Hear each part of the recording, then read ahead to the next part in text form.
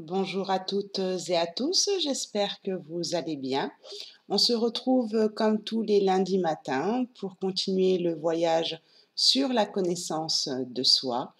Et aujourd'hui, nous allons parler de la carte numéro 11, qui est la carte qui s'appelle la sécurité. Dans cette carte, nous allons parler beaucoup d'ancrage, ce qui nous amène bien sûr à cette sécurité.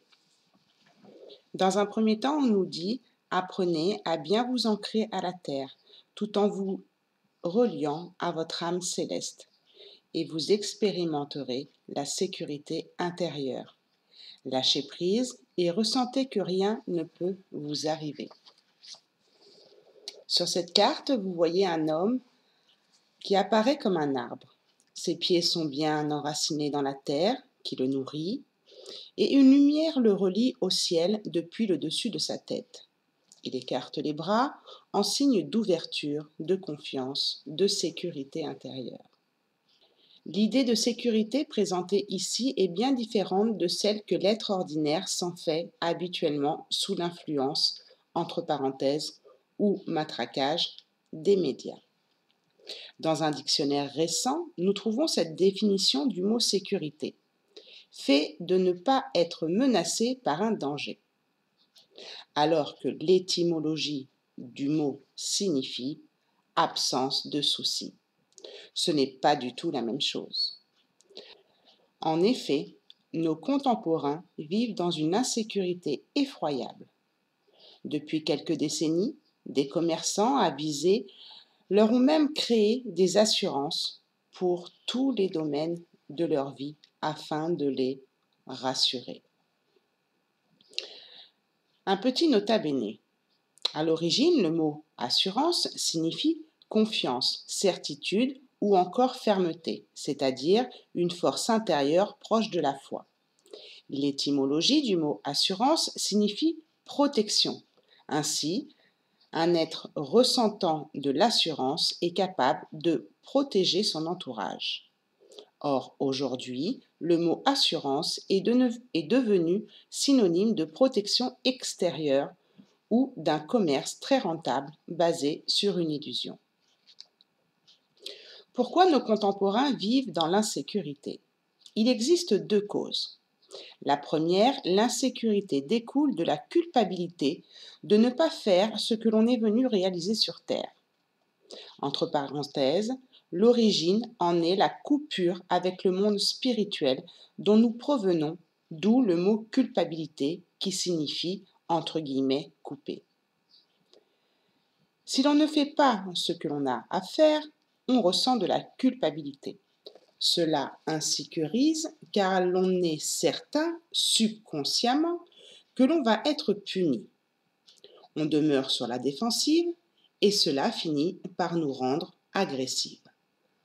Entre parenthèses, d'où la montée d'agressivité dans notre société. La deuxième cause, l'insécurité découle des conditions mêmes de notre mode de vie matérialiste. En effet, pour vivre en sécurité, l'être humain a besoin de se sentir relié à deux sources, le ciel et la terre. Toutes les civilisations nous précédant le savaient, mais nous, si savants, en sommes ignorants. L'être humain se sécurise naturellement s'il est relié au ciel, d'une part, c'est-à-dire à la source spirituelle, entre parenthèses, l'âme céleste ou le moi supérieur, et s'il est relié à la terre, d'autre part, c'est-à-dire à la nature. Le lien avec le monde spirituel est rompu depuis plusieurs siècles. Ce fut progressif d'ailleurs. Et il a atteint un seuil critique depuis le siècle dernier. Il suffirait que l'être humain s'intéresse de nouveau avec sincérité à sa vraie nature spirituelle et qu'il cherche son origine pour qu'un lien, même tenu, se crée et lui apporte une sécurité partielle venant du haut.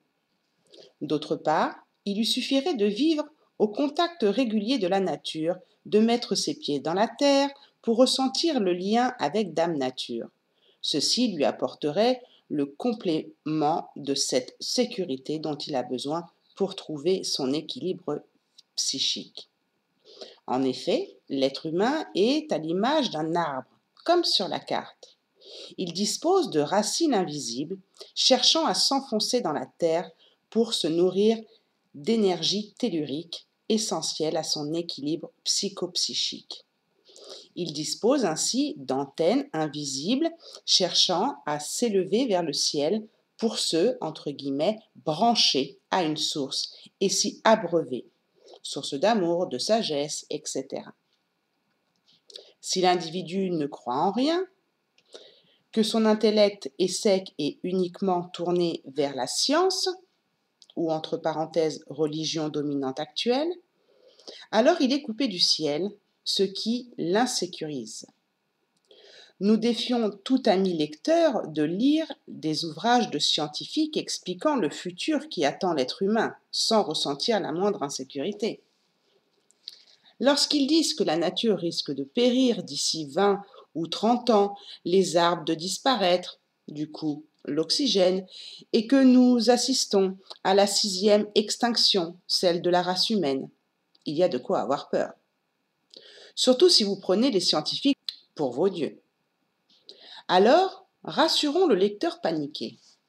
Les scientifiques se trompent et ils ne sont pas plus évolués que la moyenne des gens ordinaires. Eux aussi auraient grand besoin de s'individualiser. Ainsi, avec un intellect scientifique ou simplement matérialiste, vous êtes coupé du ciel, ce qui amène forcément une part d'insécurité.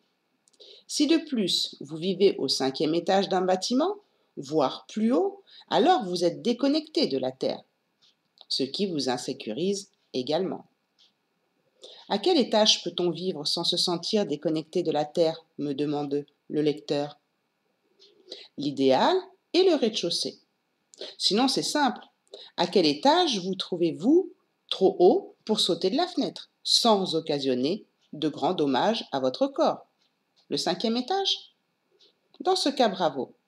Vous devez être un super-héros, piqué par une araignée radioactive sans le savoir. En général, c'est le 1er étage ou le 2e si les étages sont petits. Si vous vivez plus haut, ne vous étonnez pas de vous sentir insécurisé. Dans ce cas, y a-t-il un remède? Demande le lecteur qui passe un mauvais quart d'heure.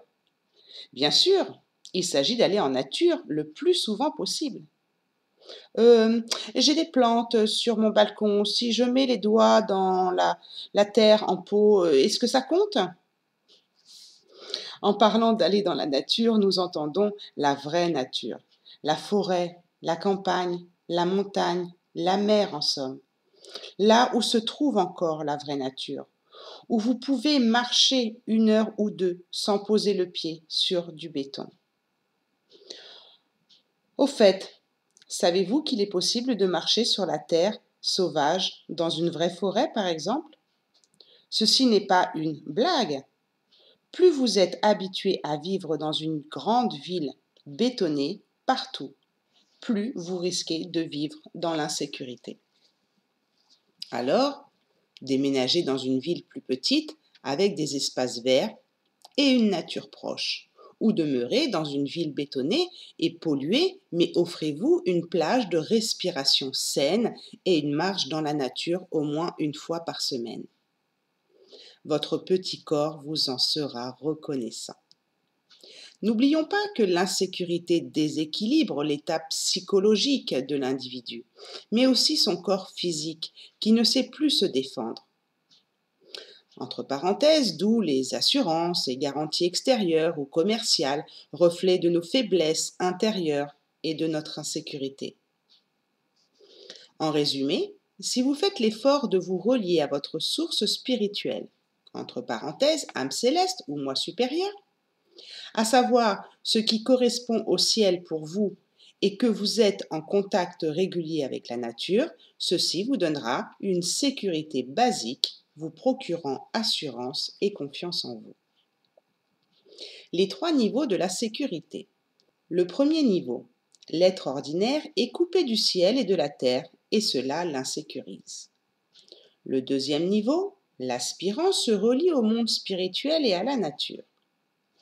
Le troisième niveau, le héros est, entre guillemets, un arbre humain qui accueille en lui les forces inspirantes et créatrices venant du monde spirituel et les forces structurantes et enracinantes venant de la Terre pour vivre en harmonie avec l'univers. Question à vous poser sur la sécurité. Quel est votre rapport à la nature? Y allez-vous? Si oui, dans quel état d'esprit? Vous fait-elle peur, cette nature? Quelle est la qualité de votre lien au ciel? Êtes-vous plutôt un intellectuel ou un scientifique qui ne croit en rien? Êtes-vous un croyant, mais sans connaissance? Êtes-vous ouvert ou non au monde spirituel?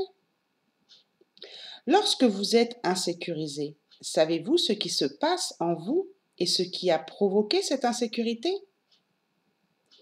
C'est vraiment un travail de recherche important à réaliser pour chaque sécurité que vous ressentez.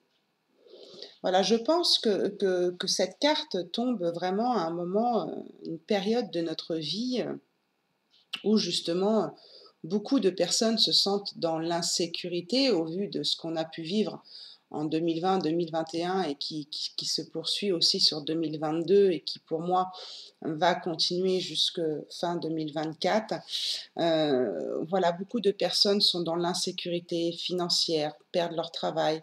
Mais si vous faites du travail sur votre ancrage, aussi bien à la terre, pardon, qu'au ciel, je pense que ça peut effectivement aider, comment dire, votre état psychologique, physique et votre sentiment d'insécurité.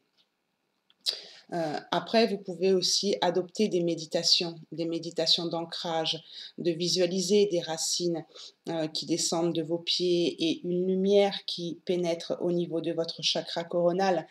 Si vous n'avez pas la possibilité de sortir ou si vous n'avez pas d'endroit de nature proche de chez vous, que vous n'avez pas de voiture, enfin, que des choses vous empêchent justement d'appliquer tout ce qui a été dit dans cette lecture, vous pouvez aussi visualiser, vous imaginer dans ces lieux-là, parce que le cerveau ne fait pas de différence.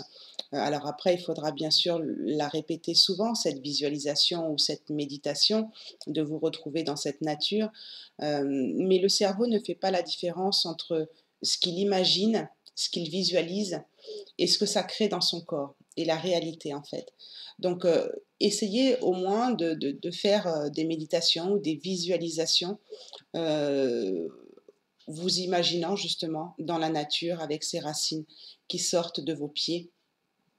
Vous imaginez comme un arbre en fait. Essayez de faire au moins ce travail-là quotidien. Ça peut aussi vous aider dans votre insécurité et du coup dans votre ancrage.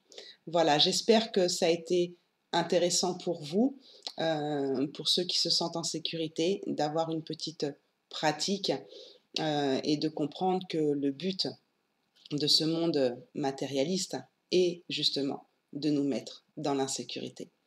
Donc, controns tout ça et sentons-nous en sécurité déjà à l'intérieur de nous. Voilà, je vous souhaite un bon lundi, une bonne semaine et n'oubliez pas que la personne la plus importante, c'est vous. Je vous embrasse. Ciao, ciao.